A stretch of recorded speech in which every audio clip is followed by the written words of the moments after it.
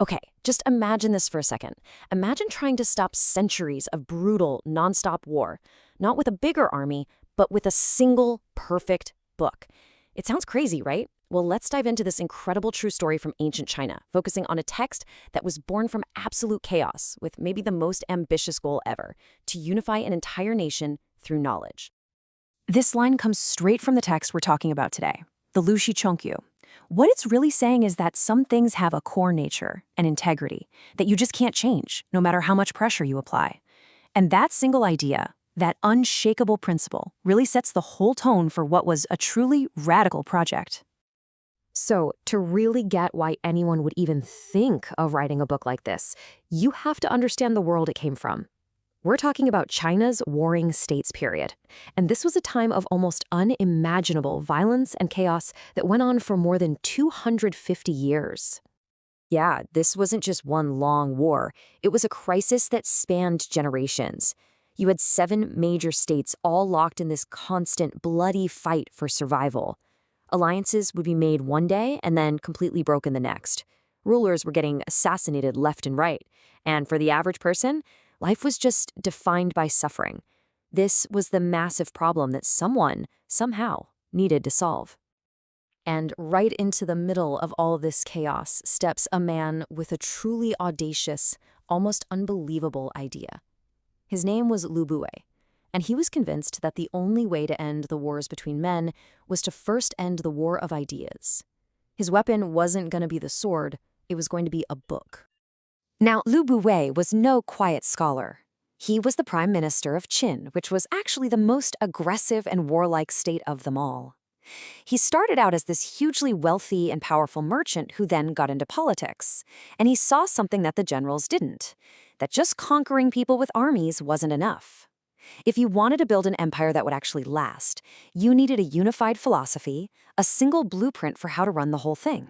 So what does he do? He uses his immense wealth and power to put together what you could basically call a philosophical super team. Seriously, he gathered thousands of scholars from all the different competing schools of thought and gave them one single massive job. Put all of your knowledge together, combine everything humanity knows about philosophy, science, government, you name it, into one single definitive text. And the result of this absolutely incredible project was the Lüshi Chunqiu. You can translate it as the Spring and Autumn Annals of Master Lü. But this wasn't just another book of philosophy. It was designed to be a complete owner's manual for an entire civilization. What made this book so totally unique was that it didn't pick one philosophy and say, this is the right one. Nope. It took the best ideas from everywhere. It grabbed the ethics from the Confucians, the ideas of natural harmony from the Daoists, the sheer pragmatism of the Mohists, and it wove them all together. The whole point was to be practical, to create a guide that any future ruler could pick up and use to build a stable, peaceful, and prosperous empire. And you can see just how practical it was in its structure. I mean, it is meticulously organized. It starts with these things called the almanacs, which is basically a month-by-month guide for what a ruler should be focused on. Then it moves into the examinations, which are kind of like deep dives into important topics.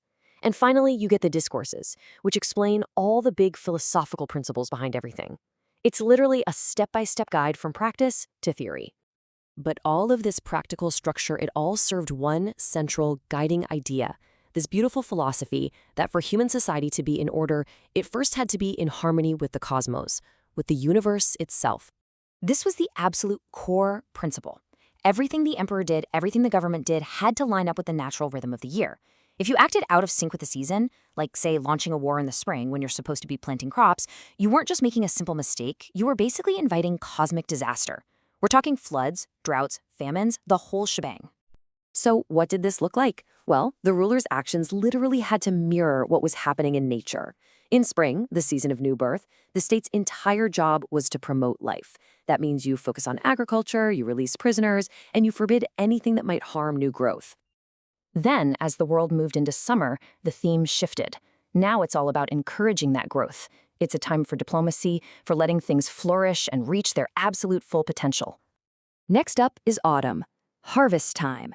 And with the harvest came the time for enforcement and justice. This was the season when you would reap what you'd sown.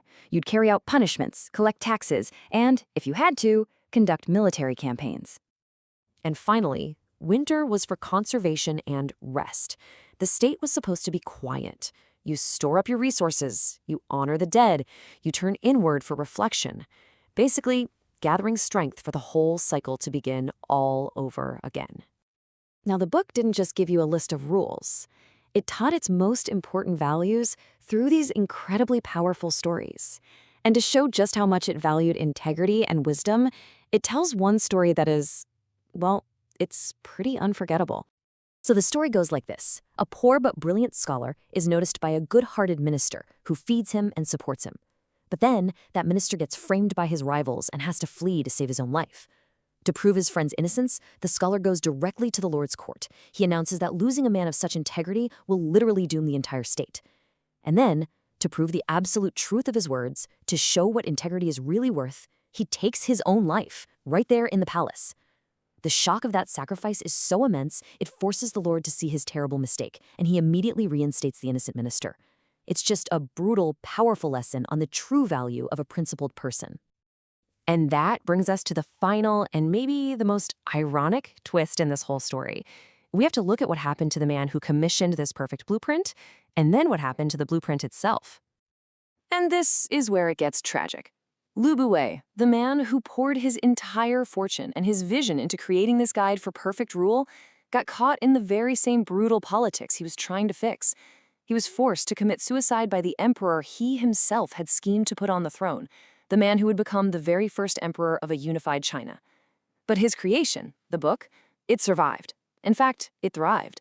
It became a foundational text, studied by scholars and emperors for 2,000 years, its ideas shaping China long after its creator was gone. Which leaves us with this massive question, one that echoes from ancient China all the way to our world today. You can create the most perfect, the most logical, the most harmonious plan for how a society should work. But can any blueprint, no matter how brilliant it is, ever truly survive the messy, unpredictable, and often brutal realities of human ambition and power?